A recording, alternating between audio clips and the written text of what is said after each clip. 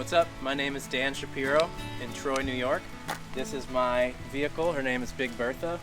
She's a 2001 Ford E350 with a 7.3 liter turbo diesel engine.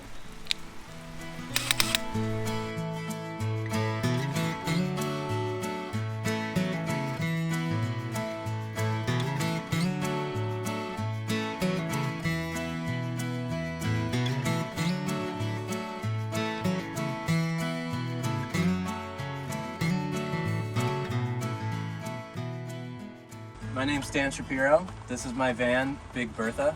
She's a 2001 Ford E350 with a 7.3 liter turbo diesel engine, 353,000 miles on the clock. Bought it from a band called La Special, who upgraded to a Sprinter, so I've had this van for a few years.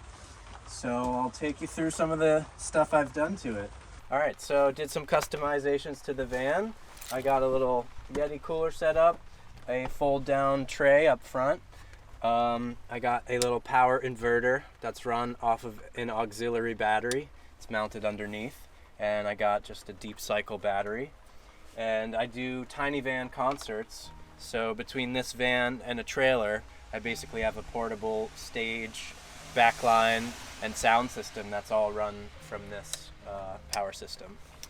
And up top, I didn't do this, the van came like this. There's kind of this is the less comfortable bed. It's fabricated and it goes in 3 sections, so it actually folds forward, so you get a little bit more standing room that way, or you get more storage room. You can store stuff up here as well. You could sleep probably up to 3 if you had to.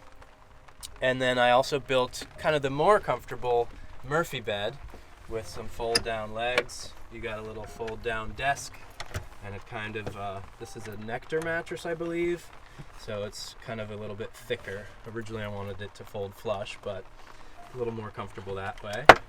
A little drop down desk, so this whole thing folds down, Murphy bed style, and then folds up and away when it's not in use. The van's kind of rusty beneath, so she's not the most insulated or airtight. Got some windows and velour that came with the vehicle. There was one back here that I had cut and removed to make more space, and I've thought about removing this captain's chair that swivels, but for now it's kind of a nice thing to have. Little mirror set up back there. I made a portable shower. You can't really tell, but using the existing vent, the fan vent that's here, I made a couple clips and a portable shower screen or shower curtain that kind of clips here, and then a little portable bucket basically that you stand in. Got my 7-gallon water tank, and then just a battery fed shower so you can kind of take some bushwhack. I'm thinking about the garage, so when I go to Bonnaroo I may rebuild up higher, because I'll have to fill, bass amp, all the music gear I'm talking about, which normally I would take in a trailer, but for Bonnaroo you have to be completely inside the vehicle, or they will kick you out to RV parking, which you can do, but the idea between tiny van concerts is that you can go anywhere, and this is especially great for stealth because it just kind of looks like a beat up work truck. So what got me into the van life was, being tired with paying a lot of expensive rent here in New York. And so I lived in this van for over 3 months to save up and buy a house that I'm now renovating. And where I'd like to go with this to pursue my music career, to do portable shows, to potentially go on tour and book my own tour, and being able to live in the van for part-time trips or full-time tours is a great way to save on expenses and, rely on fewer people. So I plan to travel the country definitely, and I'm even thinking about internationally what a part-time event would look like. Renting a van or box truck, buying tools, and kind of doing a trip internationally is something I would like to try out. I've had a few friends, shout out to Adam. When I posted on Facebook that I was going to Bonnaroo in my van, I didn't know anybody there. I was just showing up, pure setting the intention. I'm going to go have a good time in Tennessee. Posted, hey, I'm driving down from New York. he said, hey, come meet me in the Walmart parking lot, we're gonna party. So seeing some of his travels and being inspired by that, as well as just the seemingly great community online, and just the fact that you can bump into strangers while on the road. And it feels like that I'm doing the right thing when you kind of set your own terms rather than rely on the right label or the right vehicle or the right life situation, to more make your own life situation. That's what's been my greatest inspiration, is to set my own terms, and I think this is a great way to do that. So my music stuff for the van is at Tiny Van Concert on Instagram, and my personal music page is at the LS Daniel. And between those two events, I am booking more shows for myself. I'm hosting events at my house show, my house venue. That's called Troy Speakeasy. So you can find us all on Instagram and check out what we got going next.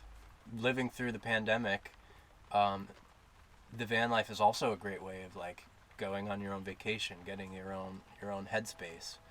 For work, I do construction, and that was weirdly the most normal thing for me because of the housing market. I was very busy throughout COVID, so that part of my life felt normal. I think kind of the trials and tribulations of what you go through and the difficulties, like planning events for the Tiny Van, for example. I was going to do it 2 years ago in Texas when COVID first struck, and they canceled the whole festival. I was like, oh crap. So I could either give up, take it as a sign, then Bonnaroo got canceled because of a hurricane. So kind of these rolling difficulties, and I could have given up, taken it as a sign, but I thought about like, how bad do you want this? And I ended up going bigger, It's that, all right, if that doesn't work, I'm going to build a stage and the van. So that's probably the craziest story, is just the number of cancellations and how having this idea, not being sure if I'm crazy, building a van, driving it to Texas, not knowing who's going to show up, and then seeing it come full fruition. I had 32 bands from 4 countries in 5 days. So kind of seeing the process through from, being from inception in your mind, in my mind, to actually building it, to booking it, and then seeing the fruits of your labor. So I think that's been the most crazy, rewarding part of it so far.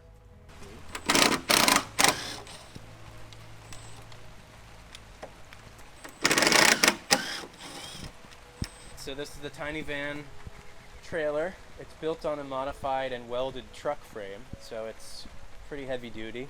It can be used for construction work, and it was used for construction work. And then when I decided to go bigger, I decided to build basically a portable music venue. So what I'm standing on now folds up, and these 2 sides fold as well.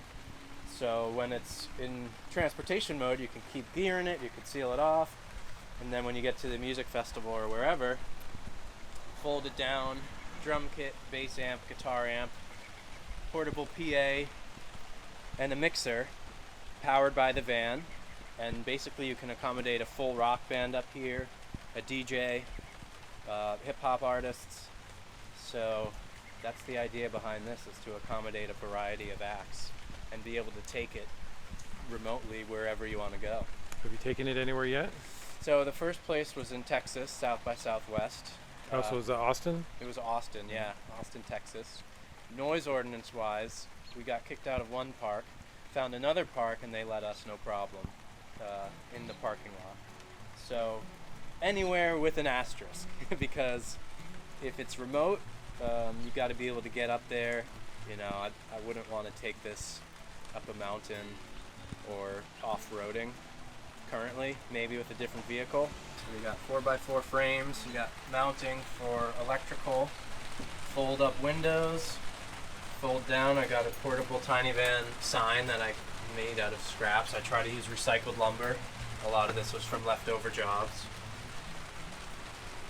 And a roof covering the rain, some of which is less windproof than others. So I'm kind of rebuilding it as I need it and modifying. Potentially do a more lightweight build, because driving 5 days with this, she rattles a lot on the highway, especially the state of the roads right now. So.